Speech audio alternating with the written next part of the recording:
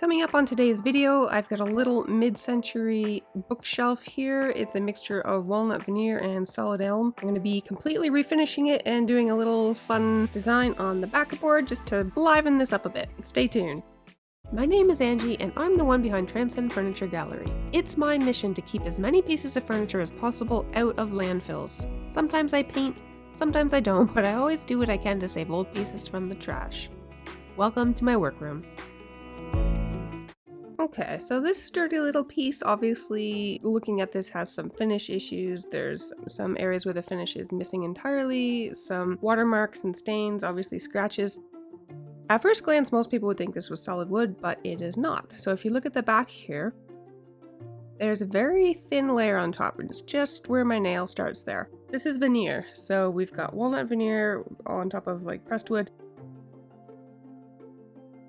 This little band is solid wood, and the sides are also veneer. So there's a pretty easy way to tell if something is veneer or not. You see the wood grain here, and the wood grain on the front. They're all running left to right, right to left, whatever. They're all running in the same direction. Now, if this was solid wood, these lines would come down over the top, but they're not. If you look here, the edge banding is going the other direction. That's indicative of veneer. Not to be confused with laminate. Veneer is actually wood. It's just a thin layer of wood. So I'm using a Circa 1850 stripper here to strip off all of the finish from pretty much the entire piece. The top, the sides, inside, the legs, all of it. I'm just applying it with a cheap chip brush. You don't want to spread it too thin because it's going to dry too quickly, so just a moderate amount. I usually go back in after a few minutes and do a second layer if I find areas are drying up. And then remove the finish with a putty knife. Sometimes if there's hard areas that are left, I'll use a card scraper to get the rest of it off, but in this case, pretty much everything came off fairly easily. Pretty much all of the wood grain here is being refinished except for the backboard, so I'm literally stripping all of this. And I just used a stiff bristled nylon brush to get in these more detailed areas.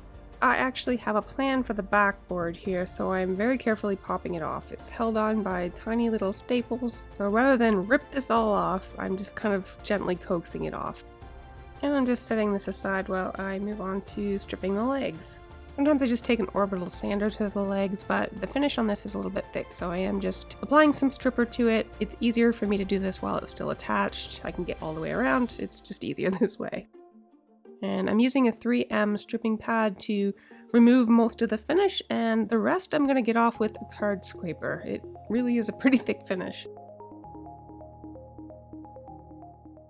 Even being as careful as I was, there were still a few staples that pulled through that backboard, so I'm just pulling those out now.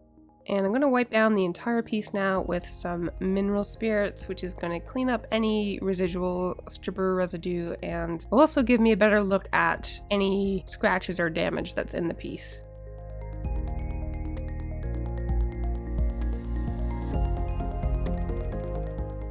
Note the look of intense concentration here with this difficult task.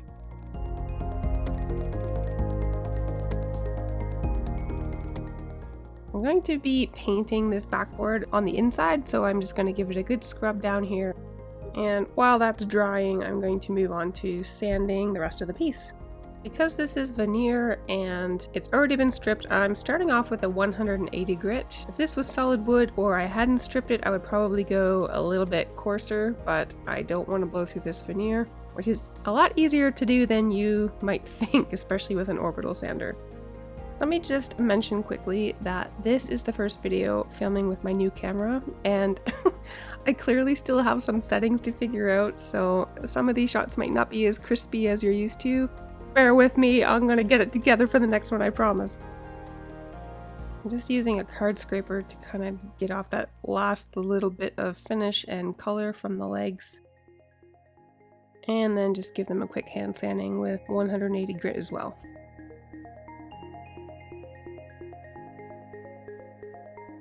Just cleaning up my work area here. I'm one of those people that likes to clean as I go along. I'll often sweep the floor after sanding before I move on.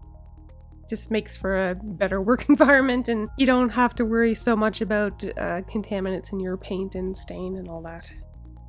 I'm just doing a very light hand sanding with 220 grit here, and also repairing this little torn part from one of the staples where it pulled through the staple.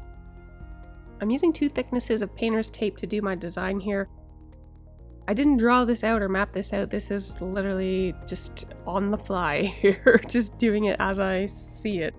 I knew I wanted to paint the backboard just to kind of brighten up the piece a little bit. There's a lot of dark, warm wood and I just wanted a little bit of a contrast, but I didn't want to just do one solid color. It's just kind of flat in my opinion, so I thought this kind of fun sort of geometric-ish pattern would be neat. The areas behind the tape will still be this sort of wood grain, and when I apply a clear coat, it's going to take it from this dull look that you see here to more of a finished wood look. I went back and forth between a few different colors. I finally settled on Inglenook by Fusion. It's going on super light here, but it won't dry quite this light. Now, normally I would roll this on, but I couldn't find a roller, so I'm just using a brush. Let me just take a few seconds here to thank my most recent tea contributors. These awesome people over the last couple of weeks have bought me teas. Even though it technically says bought a tea, really what I use this money for is products and upgrades to my system, such as my new camera, and I have a computer coming, so some of this money will be going toward that. It's just a really great way to help support the channel and allow me to keep bringing you new content every week. There is a link in the description below if you want to have a look at what this all is. There is a link there. You guys are awesome. Thank you so much. So my first coat of paint has dried. I'm doing a second coat now.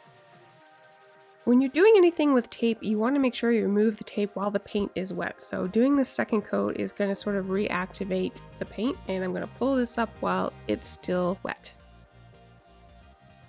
This has to be one of the most satisfying parts of this entire project for me. I love removing tape, it's the best. Just be careful to keep hold of it. You don't want it flying around with that wet paint and hitting the side of your project.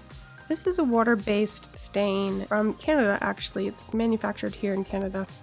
And it's super concentrated. I've used it once or twice in the past and didn't love it, but I'm going to try adding just a tiny bit of water to it and see if that makes a difference. I'm used to gel stains, which are extremely smooth and easygoing. This is such a concentrated stain that I find it hard to wrap my head around when I'm using it. So added just a bit of water, and already here I can tell that it's working better for me.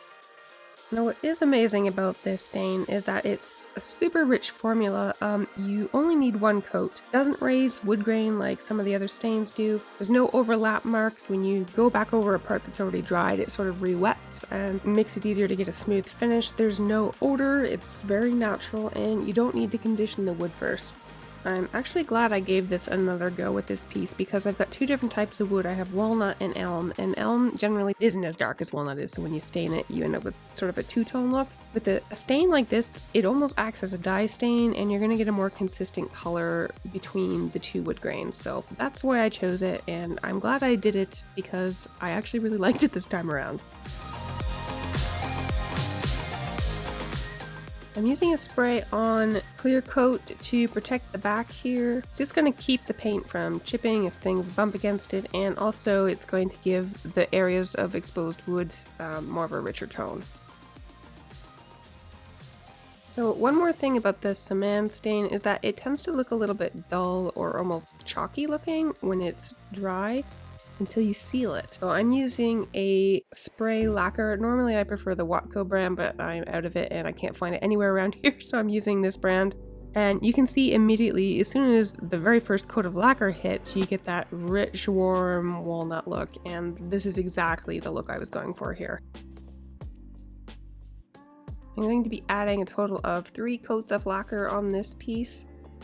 The key with lacquer, or pretty much anything sprayed, is that multiple thin coats are going to be better than thick, fewer coats.